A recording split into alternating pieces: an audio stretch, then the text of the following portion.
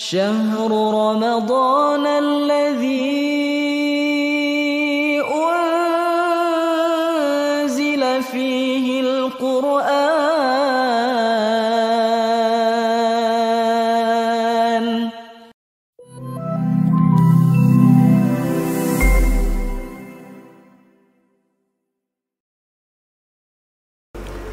Bismillahirrahmanirrahim. Assalamualaikum warahmatullahi wabarakatuh. Alhamdulillahilladzi kana bi'ibadihi khabiran basira. Tabarakalladzi ja'ala fis sama'i buruja wa ja'ala fiha sirajan wa qamaran munira.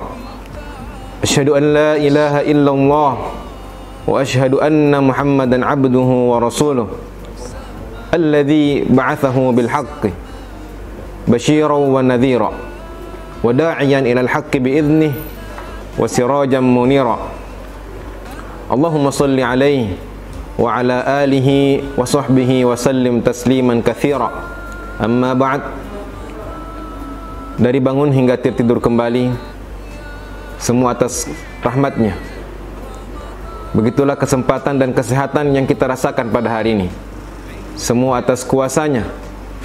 Maka daripada itu, mari kita mengingatnya agar kita selalu mendapatkan kekuatan untuk beraktivitas dan bersilaturahim. Jika Nabi dan Rasul pertama hingga yang ke-24 terutus ke bumi untuk mengajarkan kebenaran hanya untuk kaumnya, maka berbeda dengan Rasulullah Nabi Muhammad sallallahu alaihi wasallam. Allahumma salli wa sallim wa barik alaihi. Beliau adalah penutup para nabi yang diutus untuk seluruh kaum. Untuk itu, mari kita kirimkan salam dan salawat kepadanya. Semoga saja pada hari pembalasan kelak Rasulullah mengakui kita sebagai umatnya. Mengawali kultum yang singkat ini, pembicara berwasiat kepada kita semua, terutama kepada diri kami pribadi, untuk senantiasa berusaha meningkatkan ketakwaan dan keimanan kita kepada Allah Subhanahu wa taala, dan menjalankan semua kewajiban dan menjauhkan diri dari segala yang dilarang dan diharamkan. Baiklah, pada kesempatan yang berbahagia ini, izinkan kami untuk membawakan kultum yang berjudul keutamaan salat tarawih. Ma'asyiral muslimin wal muslimat rahimakumullah.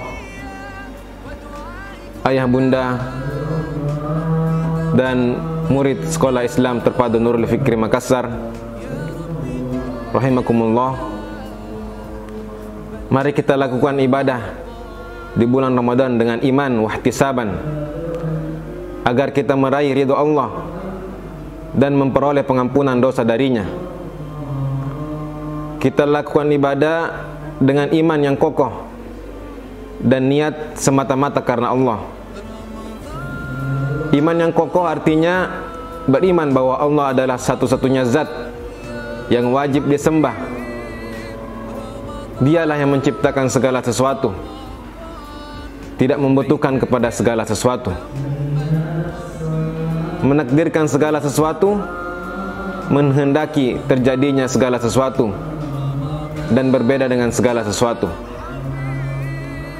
Apapun yang terjadi adalah kehendaknya, adapun yang berlaku adalah takdirnya.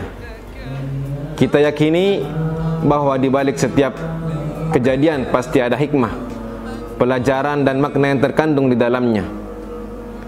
Niat karena Allah artinya niat semata-mata mengharap ridha Allah, bukan karena ingin mendapatkan pujian dari sesama makhluk, bukan juga karena ingin mendapatkan simpatik dari teman ataupun tetangga, tetapi murni karena Allah, bukan karena yang lain. Rasulullah sallallahu alaihi wasallam bersabda, "Man shoma ramadhana imanan wa ihtisaban, ghufira lahu ma taqaddama min dhanbihi." Barang siapa yang berpuasa di bulan suci Ramadan karena dilandasi oleh iman dan niat semata mengharap ridha Allah, maka akan diampuni dosa-dosanya yang telah lalu.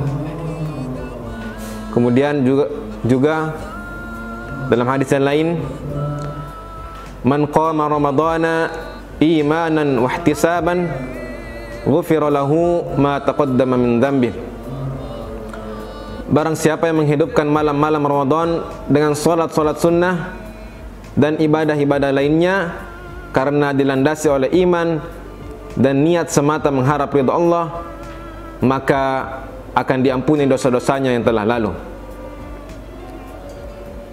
Ma'asyiral muslimin wal muslimat rahimakumullah. Salah satu ibadah atau cara agar kita tergolong sebagai orang yang menghidupkan malamnya adalah dengan melakukan salat tarawih. Apa itu tarawih? Tarawih artinya istirahat. Karena orang yang melakukan salat tarawih itu beristirahat setelah melakukan atau setelah melaksanakan salat 4 rakaat. Salat tarawih termasuk juga qiyamul lail atau salat malam. Akan tetapi salat tarawih ini dikhususkan pada bulan suci Ramadan saja. Ma'asyiral muslimin rahimakumullah, ada banyak keutamaan dalam melaksanakan salat tarawih. Di antaranya, pertama, akan mendapatkan ampunan dosa yang telah lalu. Diriwayatkan dari Abu Hurairah, Rasulullah sallallahu alaihi wasallam bersabda, "Man qama ramadhana imanan wa ihtisaban, ghufira lahu ma taqaddama min dhanbi." Barang siapa yang melakukan qiyam pada bulan suci Ramadan karena iman dan mencari pahala, maka dosa-dosanya yang telah lalu akan diampuni.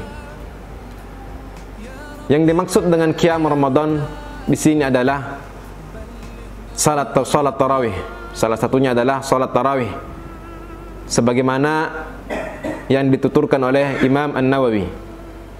Hadis ini juga memberitahukan kita bahwa salat tarawih bisa menggugurkan dosa dengan syarat karena iman, yaitu membenarkan pahala yang dijanjikan oleh Allah dan semata-mata mencari pahala dari Allah, bukan karena riya ataupun alasan lain.